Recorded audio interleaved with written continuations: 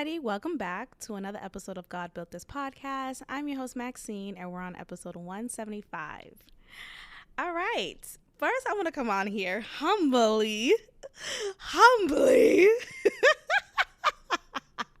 because I just got schooled. I just went to class. I just got a degree, a certificate, honors, a doctorate. I'm being obviously facetious, but I definitely got schooled by a great listener, Freckles Bay, who told me a thing or two about stocks, about investing, about just the science of money. And I just want to give a shout out to you all. Seriously, I come on here every few days. I come on here twice a week, sharing with you all where I'm at the moment of my recording, okay? So at the moment of my recording from the last episode, I clearly wasn't as educated or enlightened about investments, investing at all. What is money, right? You just put your money away. And I think that's why you guys like this podcast, because I'm very transparent, and as transparent as I am, it may come off very just uneducated, very ignorant. And this is not to shoot me down at all, because it's like I know I'm not the only one who had those same opinions or just thoughts and beliefs around investments, around cryptocurrency. And you have to keep in mind, coming from just this like everybody's a scammer mindset, it's like, crypto what? Crypto who? Like, it's an instant resistance for me, because I just hate scammers, spam, badam. Like, I hate it all. And so when crypto is in the conversation, I am very much so not embracing it, because it's giving me scammer vibes. Now, don't get me wrong. I'm sure there are different cases. Well, I actually just finished watching a Netflix documentary of this cryptocurrency guy. He created one of a crypto coin, and I sound completely ignorant because I'm not even using the right verbiage in that statement, but basically he created his own crypto. He did it in Canada. He's from Canada. He did it in Canada. He created his own crypto, and I guess he had enough capital to really garner followers and contributors, and so he had a lot of people paying for this crypto and putting in their their Canadian dollars into his cryptocurrency. And I think for a while it was working, but when at a certain point, some people was trying to take their money out, withdraw their money to cash it out, but they were experiencing some technical difficulties. And what I mean by that is their money was suddenly not accessible to them anymore. The money that they put in, they weren't able to cash it out. And the guy who owned the cryptocurrency, he suddenly went missing. And the next thing they heard about him was that he was in India helping homeless children. Of course, you gotta be in India helping homeless children. Of course. Of all places, you're in India. Like, shut up. No, you're not. You're in the Bronx. But apparently he was in India helping homeless children, catering to the orphanages. Just very humble, right? Like, he's this Mother Teresa type of guy. And he's there, and then suddenly he just dies. He goes to a hospital, he dies. And all that the doctor says he died from was Crohn's disease. And Crohn's disease, for those who may not be familiar, is not a disease you die from. Like, it's not fatal.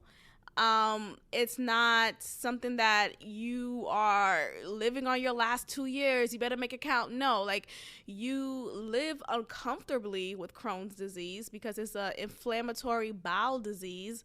And so it affects your digestive tract. It leads to diarrhea, fatigue, weight loss, malnutrition. And it really is turned around when you change your lifestyle and change what you consume.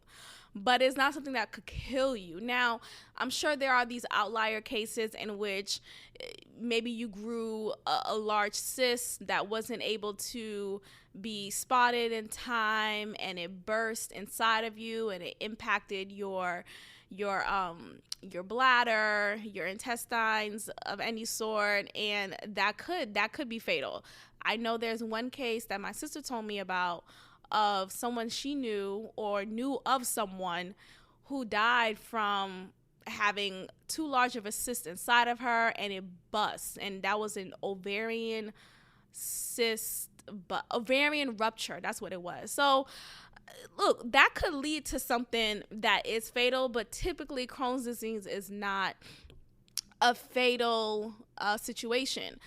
So hearing that he suddenly just disappeared, the people who were paying into his currency can't have access, and by any means necessary, they still can't access and withdraw their funds, is giving scammer vibes. And then this whole Netflix documentary, people were in these like chat rooms and groups and talking about how he's probably not dead, and he probably ran off to Bora Bora, and he and his wife planned this together. But now, being that a death certificate came about to confirm his death, people are now believing, okay, maybe he did die. But I don't know if he really did die. I think he actually, I don't know. I really don't think, because it's all very suspicious. Like, I don't know. And I think there was a funeral for him, but it wasn't clear as to if it was, I think it was a closed casket. It was just very suspicious. That's why I'm still feeling like, I don't know if he's really dead. That nigga is alive and well, and his wife was in on it. But anyway, coming from that mindset, seeing all these like scammer ass people and businesses that come together on a daily, very sophisticated, very well thought out, very detailed, it's very scary. It's scary to believe that, oh, if I just happen to put $500 into this thing called Bitcoin, and come 3 years later, I could cash out $50,000. That doesn't even sound like it makes sense. Like, what? What are you talking about?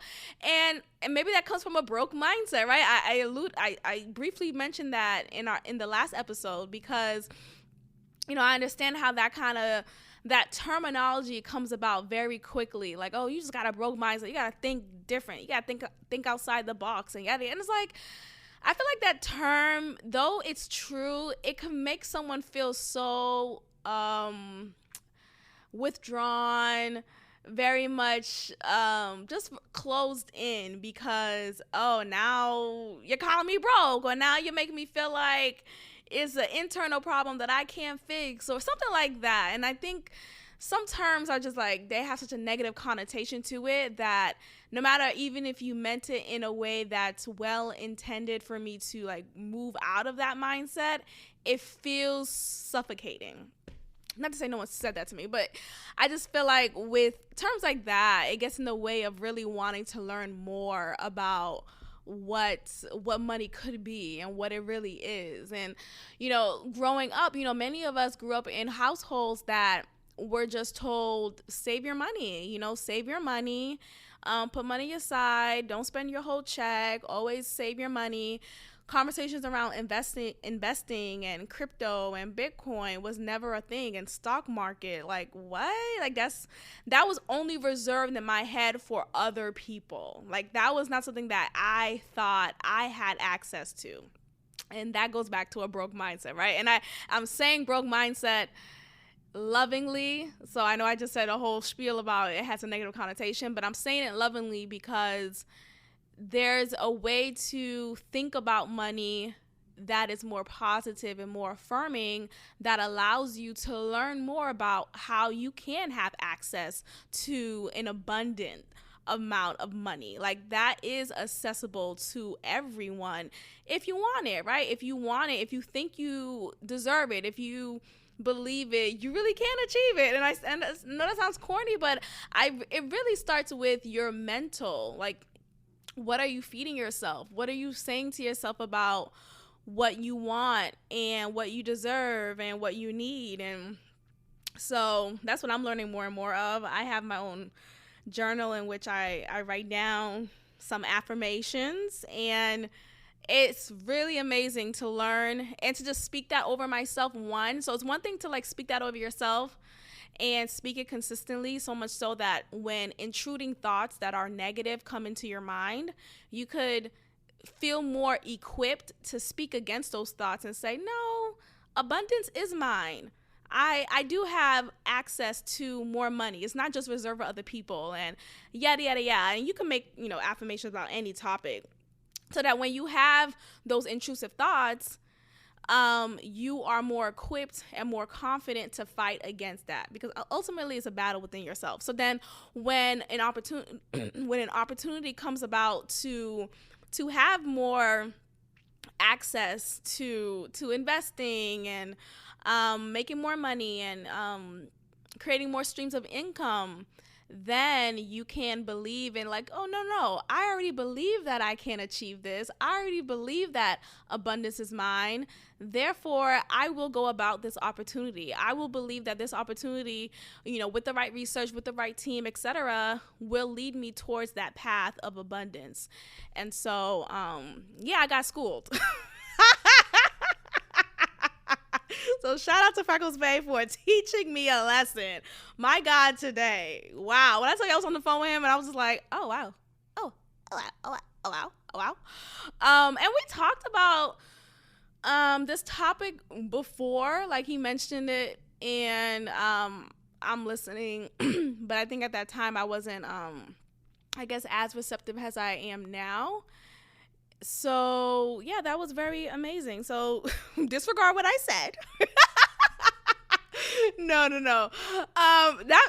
That triggers me back to a conversation I had with y'all about, well, one-sided conversation.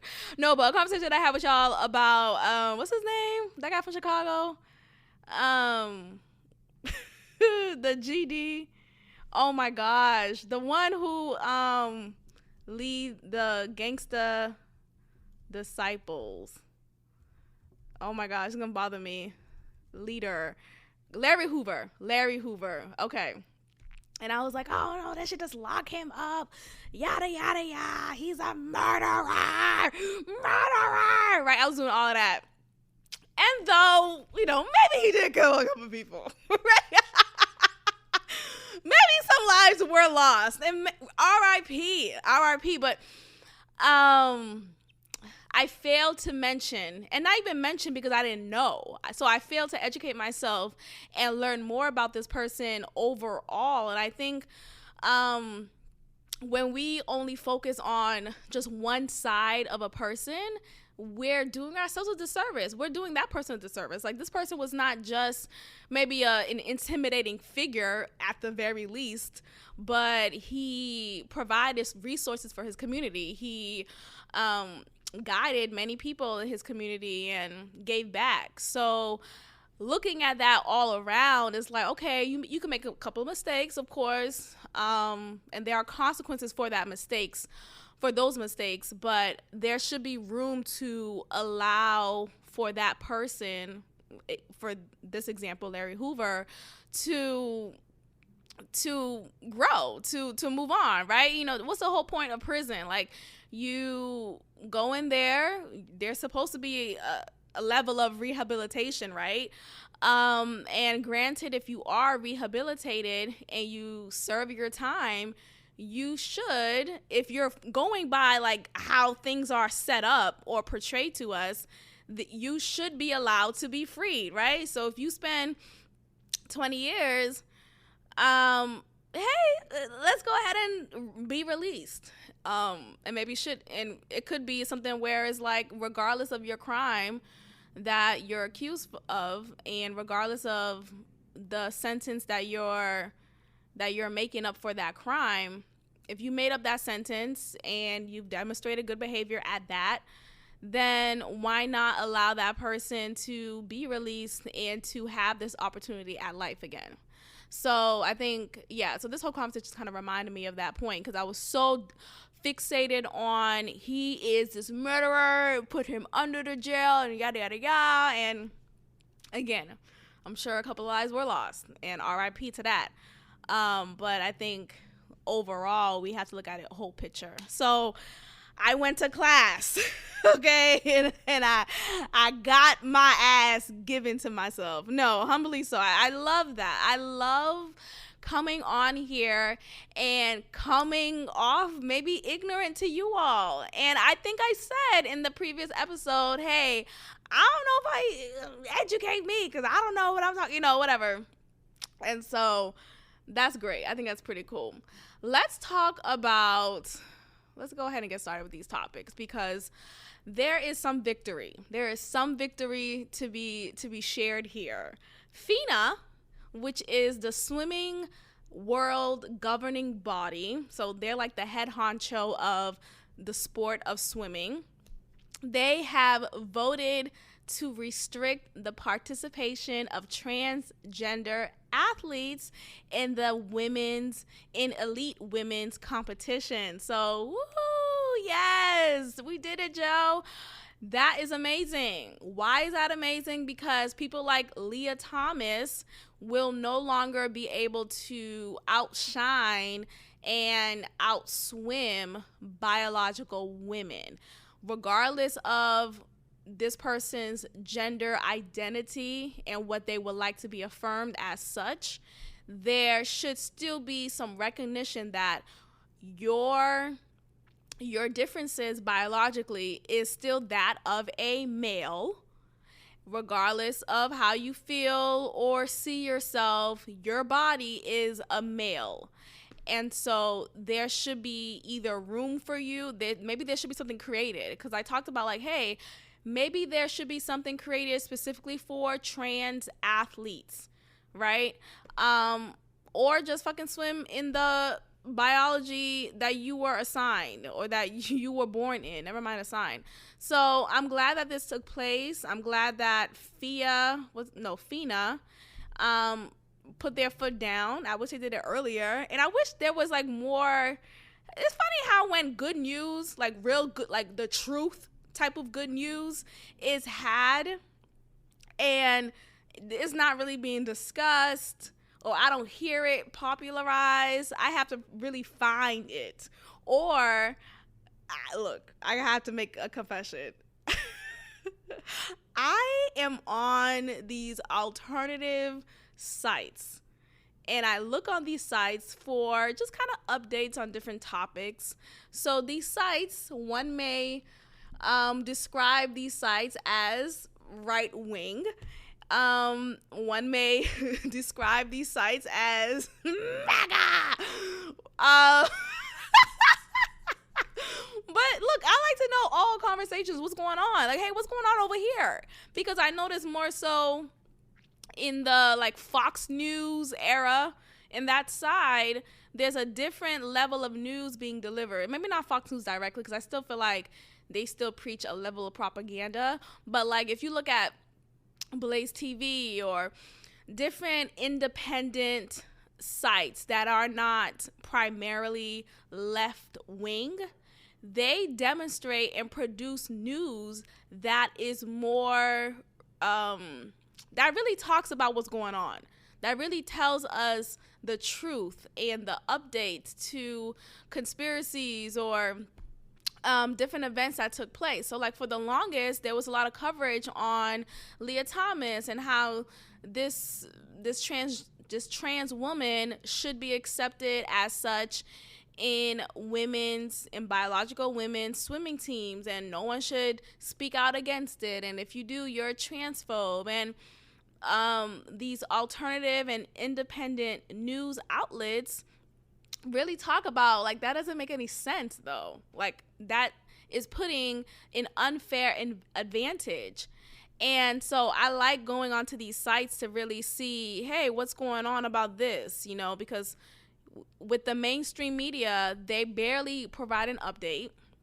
And if it's an update that is not conducive to their agenda, then they're definitely not going to talk about it anymore. It's going to be like, hey, why are you still on it? So anyway, FINA decided to implement this new policy because they realized that it was the best way to go about to ensure fair competition in women's races. So that's amazing. They cited scientific evidence that males who transition to being women, so transgender women, trans women, they retain physical advantages. And so that's what the fuck we've been saying. Like, hey, these men who identify as women are still males. They are still biologically males. And so naturally, they demonstrate more testosterone. They demonstrate a larger back, okay? Like a man's back? Hello? That's the first thing I see when I look at him. Like, that's the first thing. Oh, we see his back, though?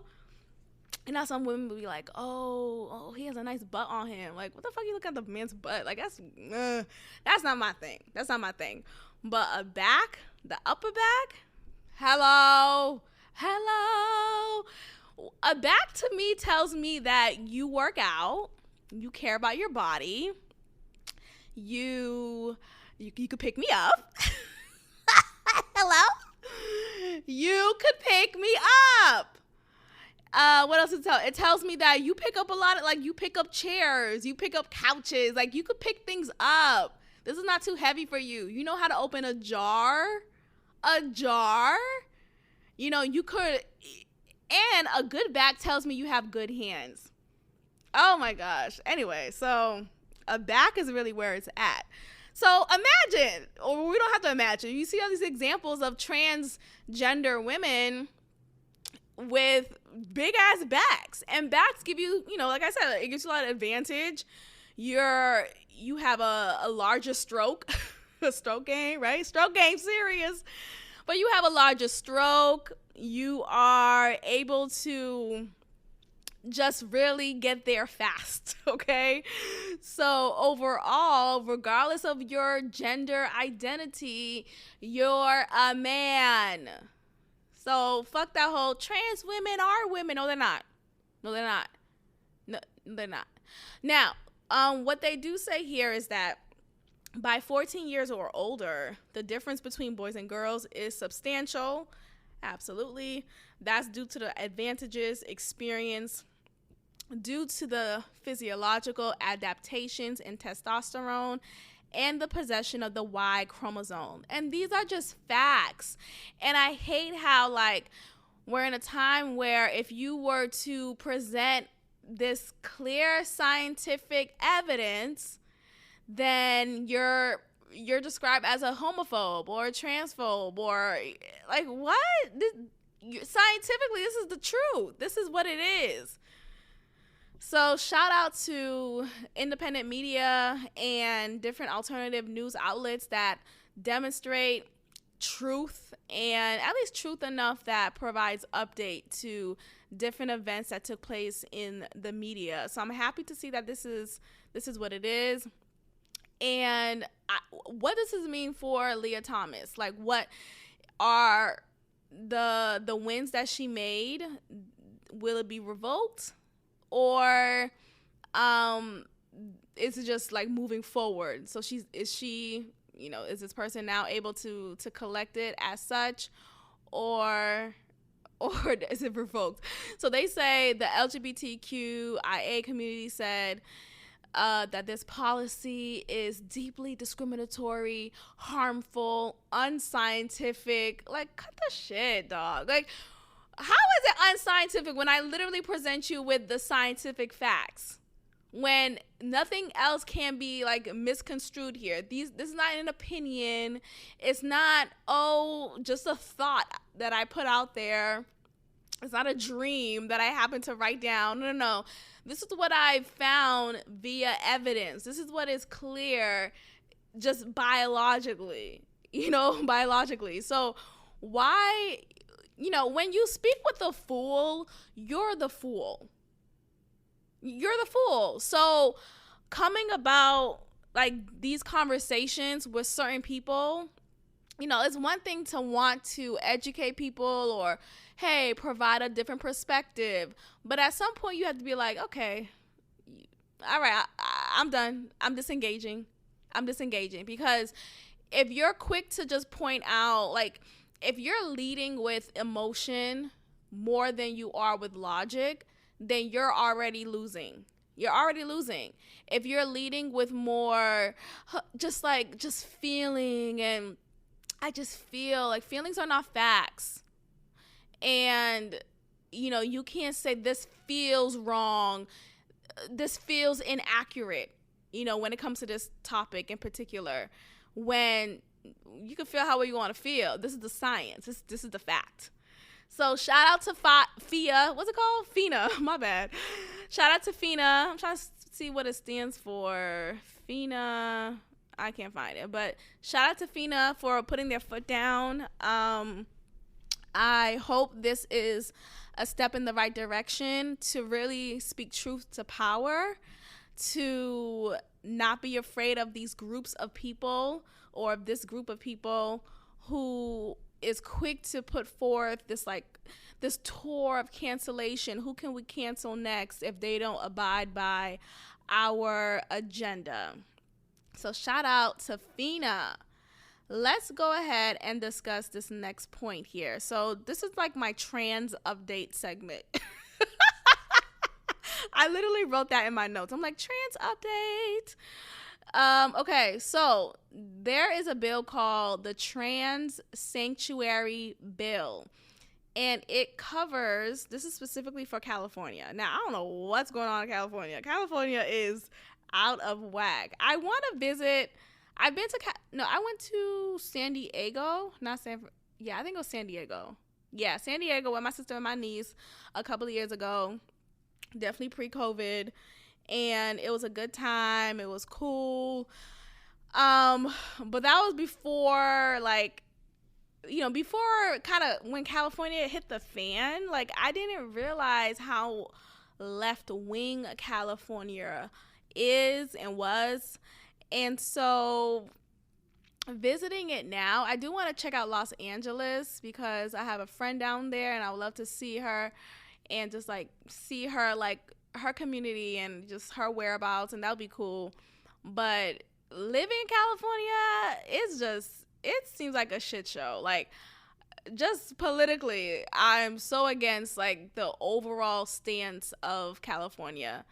And this new bill, the Trans Sanctuary Bill, it covers that California is a sanctuary state for families of children seeking gender-affirming health care. Okay.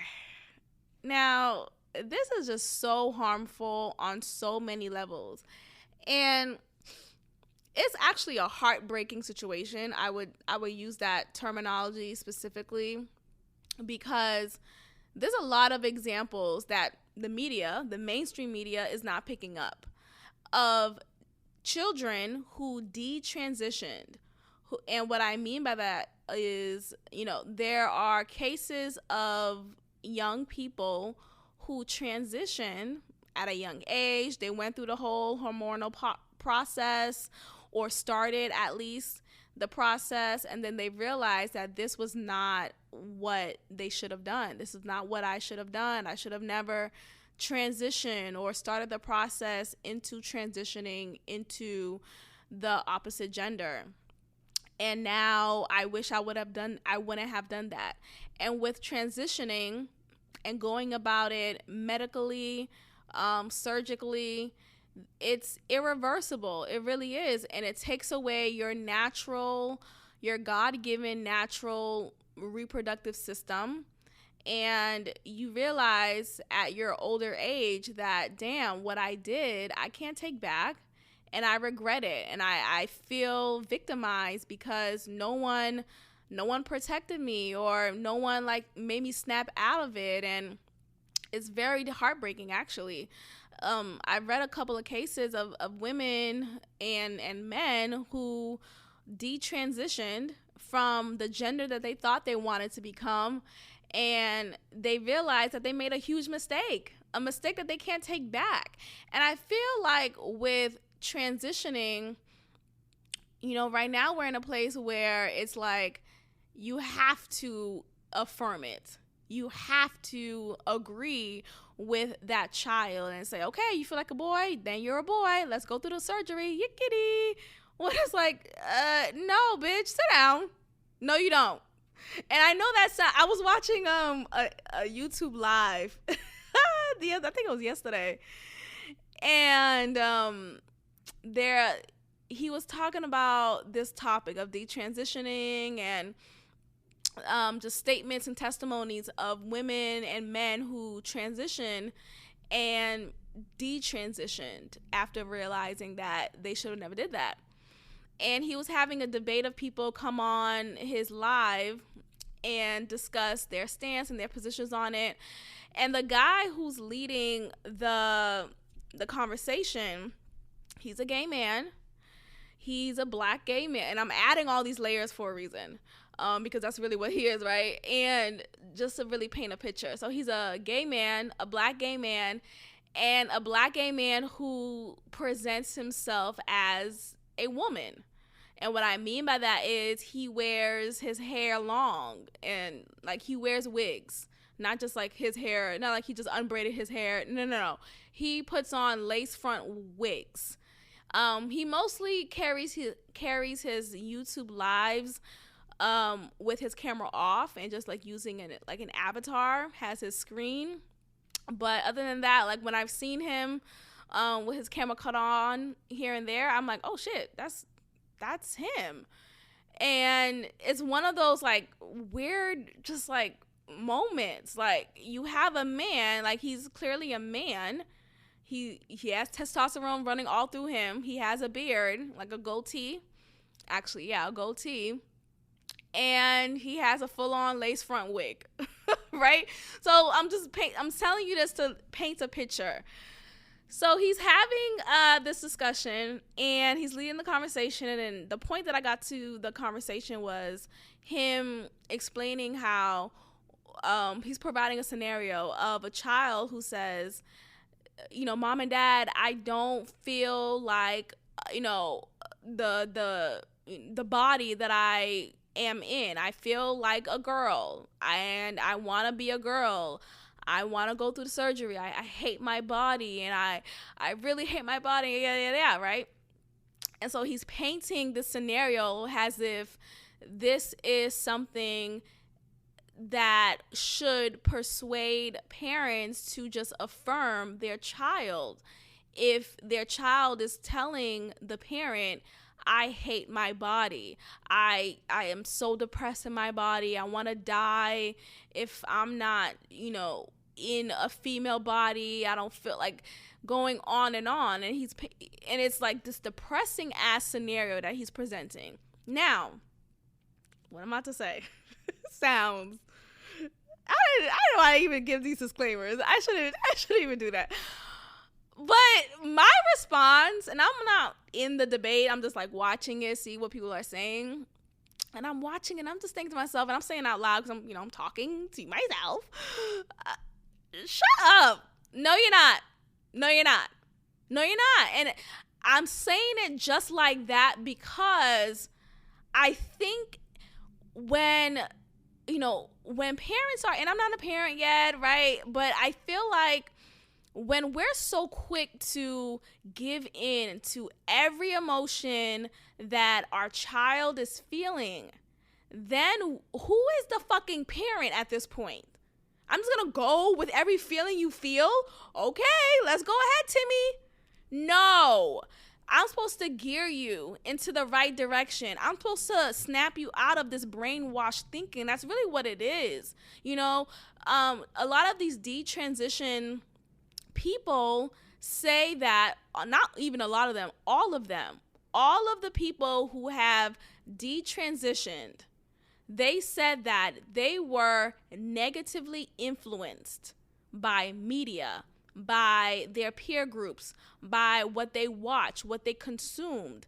There's this website called Tumblr that I used to be heavily on years ago when I was in college. And this was like before like trans stuff, before trans stuff became a conversation. But I remember in Tumblr years ago, there was a lot of porn in Tumblr, like just like, oh shit. Like, you don't have to go to Pornhub. Like, you can go straight to Tumblr, okay? But like, that was a little bit of reason why I was on it. But at the time, it was more so like a blog site. Like, it was like my open diary, and I love blogging, I love writing and talking about experiences and feelings and all these things. And so that was where I was on most of the time, on my free time. And these detransition people, they said on Tumblr, that's where they were influenced the most, because if you if you happen to like a post in Tumblr, it then will the algorithm will be set up in which if you like this photo, oh, then you're gonna like this photo, you're gonna like that photo. And then they realize that, oh, this is what girls like, this is what boys like, and you should go ahead and be a part of this activist community, or you should be dressing like this, and you're cool, this is where all the cool kids dress. And it's an influence, it's a way to get you to follow this movement, and it really is a movement. And I think when we say these things, like people like me who say that, this is a way to distract you, this is a way to propagandize you, again, what you receive as a response is, you're being phobic, you're being phobic, you're being transphobic, you're being all these things. And it's like, take the fucking emotion out of it. Let's just look at it factually, scientifically at that. It is a propaganda. Hello, Hitler? Hitler, are you on the phone? It's a propaganda. And we have to realize there's propaganda everywhere. And children are the most susceptible. Stupid ass word, but susceptible. Children are the most influenced, okay? They are the most, they're sponges. They'll soak it up, especially if you have a child who's experiencing loneliness, who's experiencing feeling like the misfit, feeling misunderstood. Like, growing up for me, I felt very lonely at times. I didn't fit in with the cool kids. I wasn't seen as the pretty girl growing up. I talked about that episodes ago, and I didn't fit the beauty standard back when I was growing up and being in middle school and the area that I was in. And so who knew if like this topic and this trend of transgenderism and lesbianism and queerness, if that was a thing for me growing up, I could have been easily influenced. I really could have been, right? Because I fit that mold of, oh, are you lonely? Oh, you feel like no one gets you and no one understands you? Well, this is the community that will understand you. And then I'm going to adopt that philosophy, right? I'm going to adopt that way of thinking. I'm going to adopt the behaviors. And then I'm gonna feel so convinced mentally, because you already hooked me. I'm gonna feel so convinced mentally that I am going to want to do something to now have my body represent what I have been propagandized to believe that I should be in. So look, we have to have people who have detransitioned, and parents of detransitioned children continue to speak up to really speak against this beast that's really harming our children. So there's this parent of a detransitioned child who is giving this heartbreaking plea to stop the trans sanctuary bill from being accepted. She says here verbatim, don't make California a refuge for what will be seen as the largest medical scandal in history. Educate yourself. So, let's talk about this. So there's this parent here. She talks about how her child was transitioned and recently detransitioned, realized that the child was just seeking attention or was just being fooled and influenced negatively by his or her peers and in the media as well. Let me go ahead and read this. Yeah. Okay, so verbatim. Parents in the state of California have lost custody of their children merely by calling their child by their legal name. Ep.175 must not pass. California cannot just wipe away an out-of-state agreement addressing which parent controls the medical health of a child. So with this bill, children will have the power to say, hey, mom, regardless if you agree with me or not, I'm going to go through with the surgery, and my doctor is a gender-affirming doctor and will now cut off my dick, right? Like, I'm going to be that girl that I've always wanted to become because Tumblr told me to do that. You know, gender dysphoria is real. And I know body dysphoria is more acceptable to describe, right? And by body dysphoria, I mean when, you know, anorexic people, they feel like they're bigger than what they are. And so they binge in their eating and they don't eat. They throw up their food. And they do it because they see themselves as bigger in their weight. While in reality, while everyone else, we're looking at that person like, you're actually very, very small. What are you talking about? That's an example of body dysphoria. And that is very similar to gender dysphoria, you know, and saying gender dysphoria is described as being anti-transphobic, you know, or transphobic overall. So let me give you a proper definition for gender dysphoria. It is a term that describes a sense of unease that a person may have because of a mismatch between their biological sex and their gender identity. Okay. I don't know if this is the one I'm talking about. Hold on. Okay, so the DSM-5 says clinically significant distress or impairment related to a strong desire to be of another gender. Not all transgender or gender diverse people experience dysphoria. Okay, they have to add that. That was added in 2020. They did that for a reason. They just wanted to do that to be woke. They added that last part. Not all no, all of them. All of them. So like, who knows? I don't know every transgender person, and I can't really speak for you, but I think what I can say is it's really gender dysphoria. It's really, and gender dysphoria is had because of propaganda and because of bioweapons like atrazine, and because of just like the influences around you overall. So I just wonder, the people who I know who are gay, queer, lesbian, I just wonder, like, I wonder what was like the makeup in your life, like your upbringing and what they probably watched when they were younger and what they were exposed to. I think it says a lot. There's this new documentary on HBO Max that I haven't checked out yet, but I heard a clip of it via The Breakfast Club, and they were saying that, so the documentary is called Manunos, something like that. You know that group, Manunos? Look, I am not Hispanic, so it was not something I grew up on, but I knew Selena. Anything for Selena. How the fuck you spell Manunos group? Child. Okay, let's see if Google gets it. Oh my gosh. No, Menendez. Is it Menendez, brother? Singing group.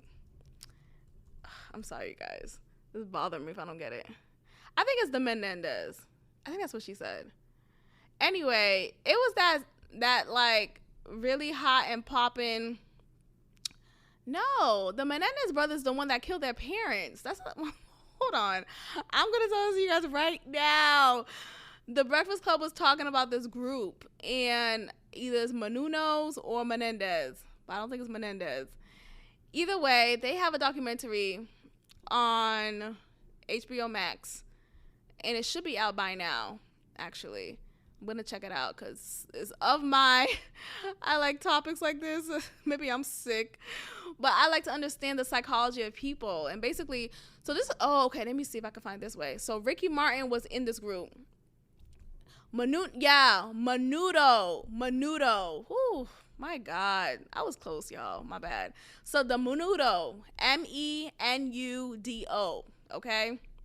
So the Menudos. This was an American. Well, definitely was an American. Let me stop. Over here struggling. They fucking wasn't American, okay? They were Brazilian, all that other. There was a Latin. Yeah, talk about American. I mean, they garnered more success. Well, they garnered success in America for sure, but they were an international sensation. They are a Latin boy band that started in 1977. Their first album was released in 1977, so they probably did some work before then, but their first album was released in 1977.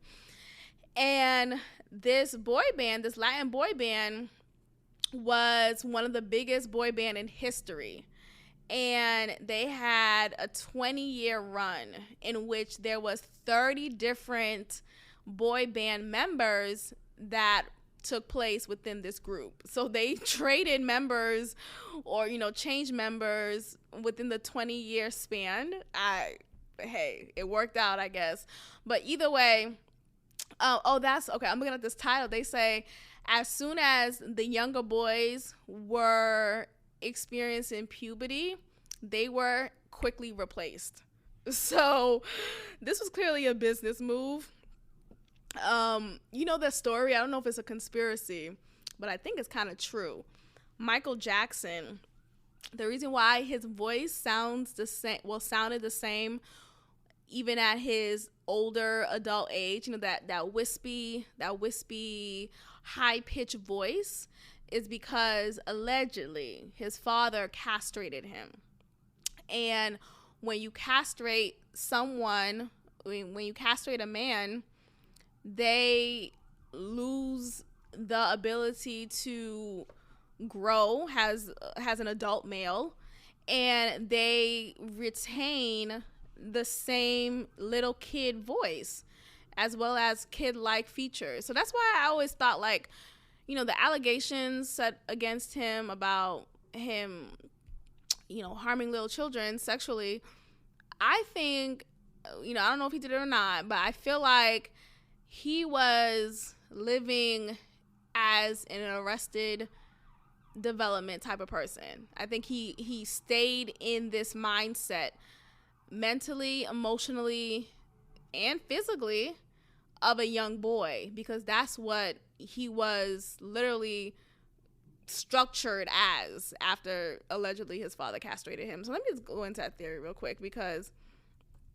that's a theory. Yeah, chemically castrated. Yep, that's what I learned about Michael Jackson. That's a theory.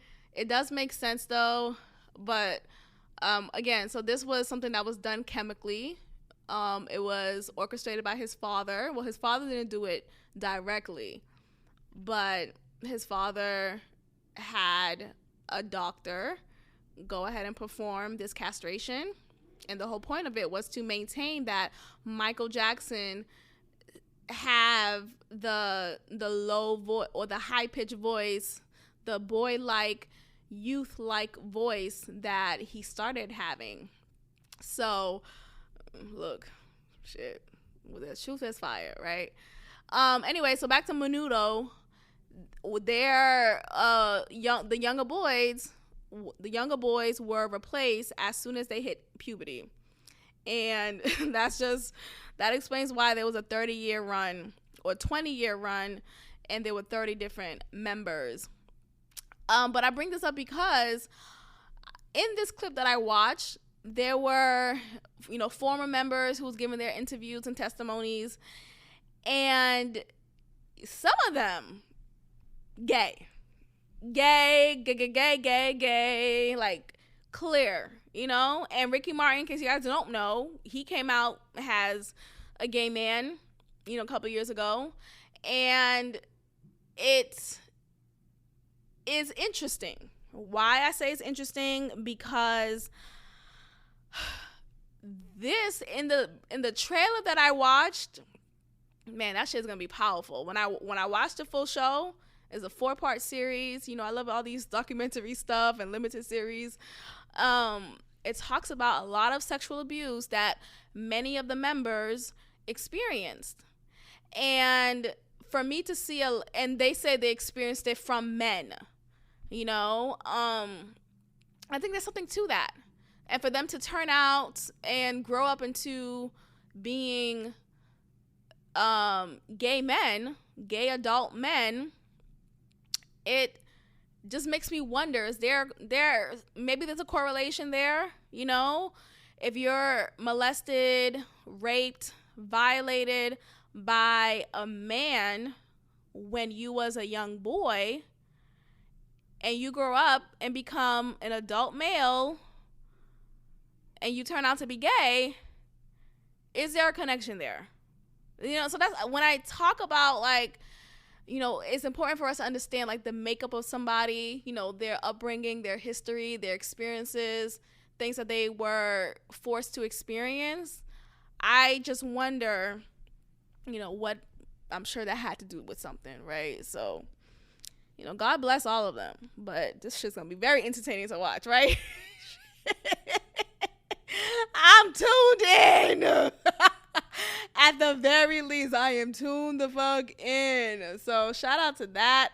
Let's talk about, speaking of sex and all of that, let's talk about Ted Kacynzski. First of all, this last name is epic. I think I like interesting, like, I don't know, is he Jewish? Ted Kacynzski. I like weird last names like Kaczynski, Schultz, and Albatross. I don't know. Like, I think it's like, oh, okay, scientist. Like, it's just very cool. But let's talk about Ted Kacynzski. His name has been popping up lately in things that I've been watching. And I heard his name before, but I just never really, like, took time to research him. And I heard his name associated with the term or description, adjective, Unabomber. And so I'm like, okay, what does all of that mean? Let's get into it. So I got into it. And my God, today, it's very fascinating. So he is still living. He is incarcerated, though. And what I can say about him from this research is that he is someone who was classified as basically a genius. He, they describe him as someone who was gifted, intellectually gifted. He took several advanced classes throughout elementary and high school. And he was measured to have an IQ of 167 during this period. And later on in his life, during trial, or while he was awaiting trial, his IQ was measured as 136. Now, I don't know what that means. So it's just 30 points less than, 30 about so points less than his original IQ score. So, why did it get dumbed down? Is that really dumbed down? Like, what is the average IQ for someone? I haven't looked into that, so I'll check that out at some point. But either way, he was considered basically a genius, a gifted human being. He actually started off his career as a U.S. environmentalist activist. He was a former mathematics professor, and he just was very fucking smart, like very smart. Like, you gotta give him that. But he decided to abandon his prestigious academic career at Harvard, and he taught at Harvard University, y'all. Harvard University as a prestigious mathematics professor. Like, that's very commendable. But he decided to abandon that career at the age of 27. Like, what? So first of all, he started the job very early in his life and he was seen as very intellectual enough to even gain that position. So that says a lot about him. It really speaks to his intellectual gift. And for him to, at the age of 27, for him to pursue a primitive lifestyle and abandon his career of academia, it really tells me a lot, right? And primitive life is basically a simple lifestyle. It's living somewhere where you're disconnected from the modern world. You have little and few items to your name. And I feel like this is, look, I describe myself as simplistic, but I guess to someone like him, right, who really pursued a primitive life, like, and by pursuing a primitive life, I mean, like, he moved to rural Montana. He lived in a log cabin. Like, he purposely drove out of the States. Well, that was still in the United States, of course, but like, he drove out of the city. He went into a rural area, completely disconnected, probably didn't get Wi-Fi, and at that time they probably didn't have Wi-Fi, but even more disconnected, right? So he decided to leave the city life, and Harvard University in Massachusetts, like, he decided to leave the city life to live a life of primitive lifestyle. So someone like him looking at me talking about, you live a simple life, the car I drive and the clothes I wear, the big TV, and, you know, it's different. But either way, I simplify as much as I can, because I don't like a lot of stuff. I don't like, if it's not purposeful for me, it's gonna go. And I'm quick to donate and give it away to the Salvation Army or wherever else. Anyway, so he decides to live a primitive lifestyle and live in the log cabin, or a log cabin, in rural Montana. But he decided to, or he made a decision that this is not going to work out because of how the society was around that time. He said something like he wasn't able to really live in harmony in rural Montana because of the modern society that was growing around him. So he got very agitated, to say the least, and decided to do something about it. So between 1978 and 1995, he committed a mail bomb campaign against people he believed responsible for destroying the environment. And he ultimately decided to use advanced technology, because, you know, he's very intellectually gifted. So he was able to create tools and systems to kill and injure. Well, he killed 3 people and injured 23 people. And he did so through the usage and creation of advanced technology by himself. So because of this, he was described as a Unabomber. Throughout his life, and this is what I really want to focus on. First of all, there's a young picture of him, Ted, at age 26. If you guys just type that into Google, you'll see the picture.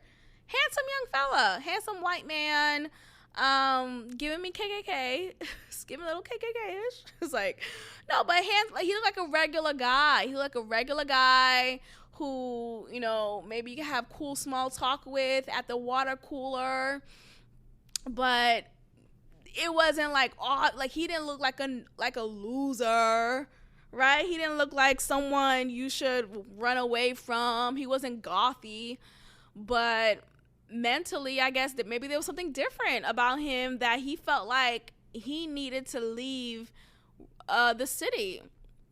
And maybe that's a correlation there to being intellectually gifted. Like, maybe that's just a cost you have to pay. If you're gonna come into this world intellectually gifted, there's gonna be some cost to pay from that. So maybe he's just very socially awkward. Maybe he lacks social cues and gestures and flirtation, you know, tools to use when speaking to a girl. It says here that he never had any romantic relationships, and I just find that to be odd because, again, looking at this picture, he seems like a handsome young fella. So, that's just very weird to me. But again, I think with people who are so advanced mentally, they're on a different realm. I think they're on a different level. They're they don't operate the way that we do. Like there's a difference in how they speak and how they talk and how they communicate and all that. So I don't know. So he was described as an incel. Now, incel is very interesting because I heard this term used often, and it typically has a negative connotation to it because okay, so an incel is someone who's involuntarily celibate. Now, what's weird about that is like how you like any attempt at having sex, he was always denied. Like, I don't know what that means, you know? So what does it mean to really be an incel? And I wonder, like, did he try to find someone to talk to and develop relationships with? Like, I don't know. So, like, what does it take to become an incel? Like, I just think there's always someone for everybody. There's, you know, no matter how nerdy you are or weird to the public you are, there's a weirdo who's looking for you. There's another weirdo looking for you and find you just so desirable. So I don't understand how he's an incel. I don't know how that worked out. There's a show on Netflix called Love on the Spectrum. I haven't watched it. Maybe I'll check it out. I've been hearing people talk about it.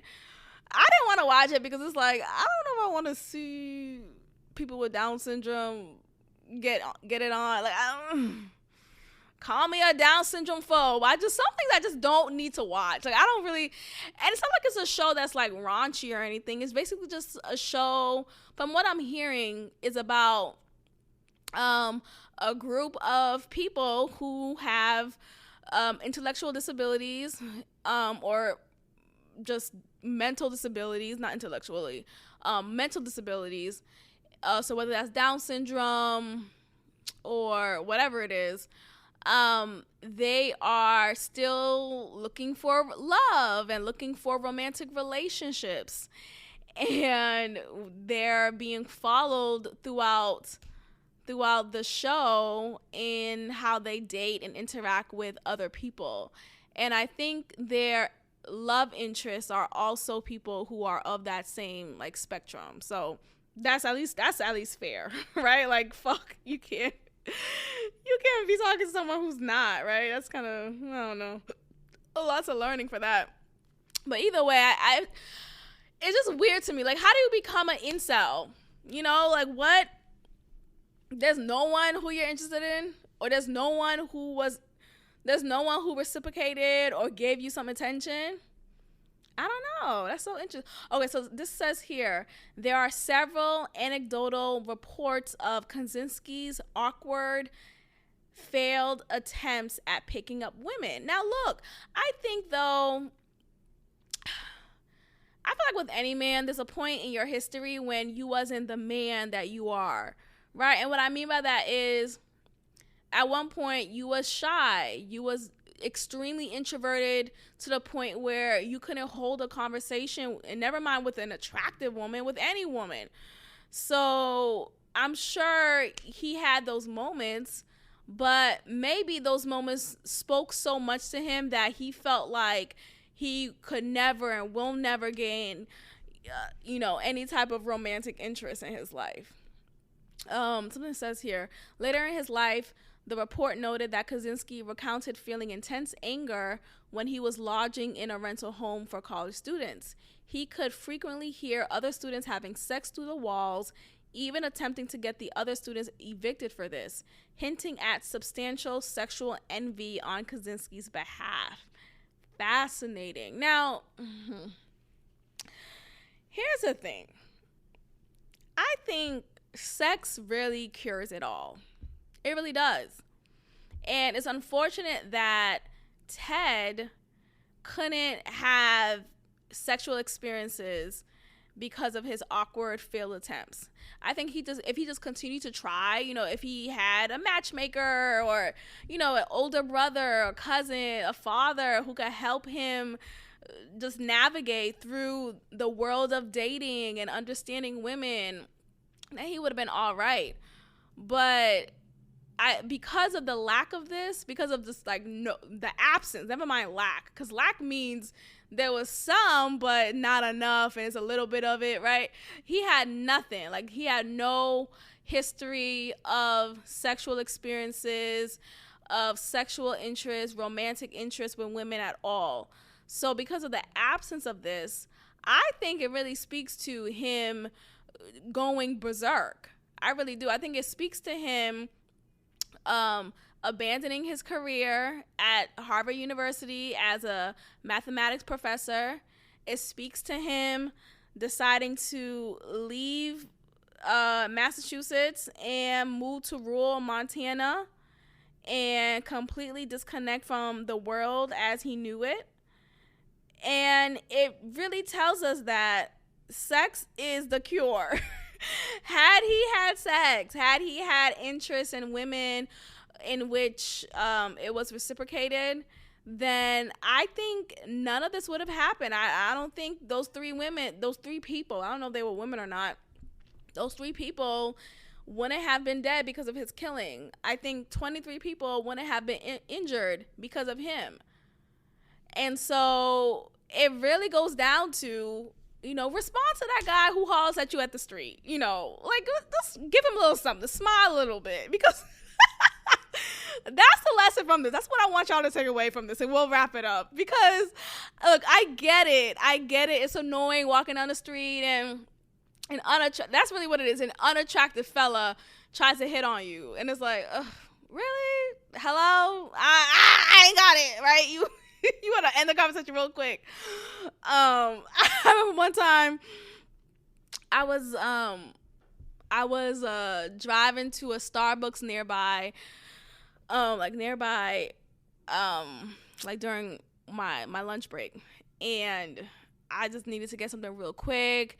I parked right behind it, and it looked like the entrance into that Starbucks, I had to walk over the grass. And there was this black guy leaving the Starbucks and walking towards me. And I was so gun-ho focused on walking into the Starbucks, ordering this item, going back into my car, eating in my car, and then driving back to work. But so I was very focused on that. This black guy, and I wasn't even I'm not looking at you, right? And I hate when I'm not looking at someone and they make me look at them. I'm purposely not looking at you. Don't try to make me look at you, right? So he's walking towards me, and he's trying, hey, miss, hey, what the fuck do you want? Hello?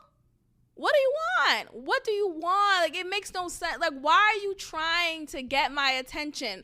I'm right next to the highway because I realize I have to walk over the grass field, and it's right next to the highway here in Houston. And you're trying to get my attention for what? For what, nigga? Now, maybe my negative reaction to him caused him to kill another life. Maybe if I responded kindly, it would have saved somebody's life. Look, it's a thought. Maybe there's something there. I'm just saying a smile goes a long way. And I think maybe if more women, whether they reciprocated his advances or gave him the same energy at all back, maybe if they just smiled at him, said hello to him, he wouldn't have become what he became. I'm just wondering. Let me know what you think. There's something that, let me read this part. In 1996, 5 months before he was captured, Kacynzski wrote to a girl known as Tess. He simped her. What does that mean? Let's look that up. Simped means, let's go back. Simp means, it's the term simp is used to describe a male who is too kind-hearted toward women. It is either short for did someone really write this? It is, I know what simp means. It is short for sucker, idolizing, mediocre pussy. Wow. I'm really reading this on a website right now. That seems legit. Or shortening of the word simpleton. Whatever. He simped her, saying he's been a devout practitioner of celibacy, but was ready to relinquish this mode of self-denial with her. He said verbatim, "I'm through with depriving myself. I don't care if it is in the land of the Mormons. He frowned on sex, except for procreation, of course. He said, you are a very precious person. I never want to lose you or blemish our friendship in any way. However, before ever meeting Tess, he was busted in 1996 at his isolated Montana cabin in prison. He kept writing to Tess, denying he was the Unabomber. Don't lose your faith in me. You're all I have to keep my spirits up, he wrote her. Okay, well, okay. He's definitely a weirdo. I mean, shit, maybe a smile would have helped. A smile would have gone nowhere. Never mind far. It would have gone nowhere. I think there's some men who are like purposely trying to like withdraw. Not trying to, like, I mean, yeah, they're actively celibate. Like they are purposely celibate. Okay, like, look, at this point, I'm going to stop insulting people who are choosing not to have sex until marriage, right? Remember, I used to, like, be so quick to be like, what the fuck are you doing? What? I'm going to stop insulting people like that because I think it's not fair. It's not right. It's not right, Maxine. It's not right. You know, everyone has their reasons. How stupid as it is theirs. And who am I to be like, you are so dumb? What the fuck are you doing? Like, who am I to say I should question your sexuality because you're a man and you're choosing not to have sex right now? Like, what? That's crazy. That's all I gotta say. That's all I gotta say. Like, I'm not gonna keep on going. There's something else that I learned about someone in the Islam faith. Oh, I'm done. I'm not gonna say anymore. The point is, this is obviously me speaking to myself.